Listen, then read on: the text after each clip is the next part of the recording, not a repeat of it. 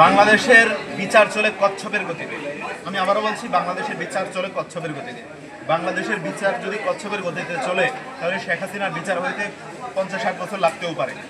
যেহেতু ওই 50-60 বছর লাগবে, 50-60 বছর একটা অন্তর্বর্তীকালীন সরকার কিংবা তত্ত্বাবধায়ক সরকার একটা রাষ্ট্রে থাকলে ওই রাষ্ট্র বিলীন হয়ে যাবে, সেই রাষ্ট্রের আর নাম নিশানা থাকবে না। তাই অবশ্যই আমাদেরকে সেদিকেও ফোকাস করতে হবে, কারণ রাষ্ট্রকে বাঁচাতে হলে, রাষ্ট্রের যে শৃঙ্খলা আছে, অর্থনৈতিক আছে, সকল দিকে ফোকাস দিতে হলে অবশ্যই আমাদের দ্রুত সময়ের মধ্যে নির্বাচনের প্রয়োজন। আপনারা জানেন, অন্তর্বর্তীকালীন সরকার কিংবা ইন্টারিম গভর্নমেন্টের কাছে কোনো বিদেশি সংস্থা তারা বিনিয়োগ করতে চান না, কারণ তারা তাদের নিরাপত্তাহীনতায় ভোগেন যে এই সরকারটা কদিন থাকবেন। কারণ নির্বাচিত সরকারের একটা ডেডলাইন আছে, 5 বছর থাকবে। সেই 5 বছরে সে এদেশ থেকে একটা ভালো একটা বিজনেস করতে পারবে, এদেশে বিনিয়োগ করে। তো এই বিনিয়োগের জায়গা আমরা দিন দিন বিনিয়োগ হারা হয়ে যাচ্ছে।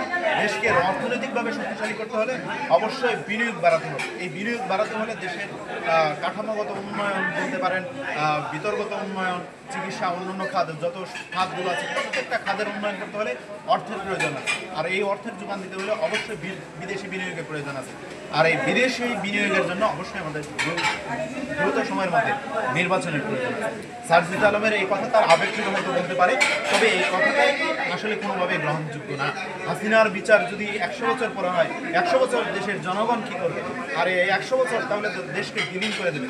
যেমন আপনারা দেখতে পেরেছেন, মোদী সরকার বলেছে ডক্টর মোহাম্মদ ইউনূস সরকারের সাথে তারা কথা বলতে ইচ্ছুক না, কারণ এই সরকারটি অন্তর্বর্তীকালীন সরকার, এটি জনগণের প্রত্যক্ষ ভোটের মাধ্যমে নির্বাচিত হয়নি। এই জন্য তারা এই দুঃসাহস দেখিয়েছে। যদি একটি নির্বাচিত সরকার ভোটের মাধ্যমে, প্রত্যক্ষ ভোটের মাধ্যমে, জনগণের মালিকানা প্রয়োগের মাধ্যমে হতো, তাহলে অবশ্যই এই কথা বলতে হলে 100 বার ভাবতে হতো। যে কারণে তারা কোনো ধরনের কোনো ভাবনা চিন্তা ছাড়াই ডাইরেক্টলি বলে দিয়েছে যে ডক্টর মোহাম্মদ ইউনূস সরকারের সাথে তারা কোনো সমঝোতায় আসতে চায় না। তাই দ্রুত সময়ের মধ্যে সারা বিশ্বের সাথে আমাদের কমিউনিকেট এবং যোগাযোগ রক্ষার স্বার্থে, দেশকে বিশ্বের দরবারে তুলে ধরার স্বার্থে অবশ্যই আমাদের নির্বাচন প্রয়োজন। আর আমরা আশা করি ডক্টর মোহাম্মদ ইউনূস সাহেব খুবই মেধাবী এবং বিচক্ষণ ব্যক্তি। উনি দ্রুত সময়ের মধ্যে নির্বাচন দিয়ে অন্তর্বর্তীকালীন সরকারের মেয়াদ শেষ করবেন, পাশাপাশি একটি নির্বাচিত সরকারের কাছে ওনার ক্ষমতা হস্তান্তর করবেন। ধন্যবাদ। পক্ষ থেকে আজকে আমরা সাংবাদিক ভাইদের সম্মানে, গণমাধ্যমের সম্মানে আমরা আজকের এই ইফতার মাহফিলের আয়োজন করেছি। আমাদের এখানে অনেকগুলো সাংবাদিক ভাইরা এসেছেন, গণমাধ্যমের দায়িত্বশীল ব্যক্তিবর্গ এসেছেন, আমরা তাদেরকে ধন্যবাদ জানাই। আমরা চেয়েছিলাম যে আসলে বাংলাদেশে সবাই রাজনৈতিক ব্যক্তিবর্গ, গুণীজনদেরকে নিয়ে ইফতার করি।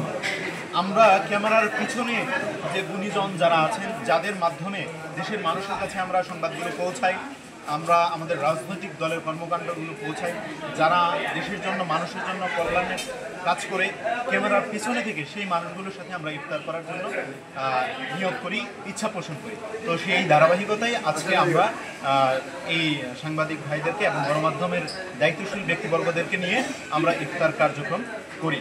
তো অসংখ্য ধন্যবাদ জানাই।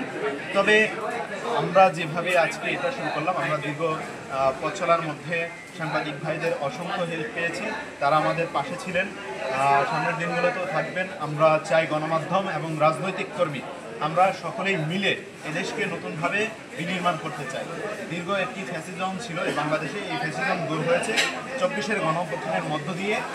আলহামদুলিল্লাহ, আমরা সকলেই একটি সুবাতাস আমাদের গায়ে লাগছে। এই সুবাতাসের আসলে যদি বলি, প্রথম সারির নায়ক যদি বলতে হয় তাহলে বৈষম্য বিরোধী আমাদের ভাইরা ছিলেন, আমরা ছিলাম, আমরা সকলে একসাথে ছিলাম। কিন্তু পিছনের নায়ক যদি বলতে হয় তাহলে গণমাধ্যম কর্মীদেরকে বলতে হবে, গণমাধ্যমের ভাইদেরকে বলতে হবে। তাদের এই অবদানের কারণে আজকে আমরা এই নতুন সুন্দর সুবাতাসের এই বাংলাদেশটা দেখতে পেরেছি। আমি অসংখ্য ধন্যবাদ জানাই গণমাধ্যম এবং গণমাধ্যমের কর্মী ভাইদেরকে। তারা যেভাবে দেশপ্রেমের জায়গা থেকে দেশের জন্য, মানুষের জন্য কাজ করে যাচ্ছে, অবশ্যই শ্রদ্ধার জায়গা থেকে তাদেরকে শ্রদ্ধা করতে হবে, তাদেরকে সম্মান করতে হবে। গণমাধ্যমের প্রত্যেকটি কর্মী এবং প্রত্যেকটা গণমাধ্যমকে বিনয়ের সাথে অনুরোধ করব, আপনারা বস্তুনিষ্ঠ, দেশের জন্য, মানুষের জন্য, দেশের কল্যাণের লক্ষ্যে কাজ করে যান। আমরা আপনাদের পাশে আছি, আপনারা আমাদের পাশে আছেন। ধন্যবাদ।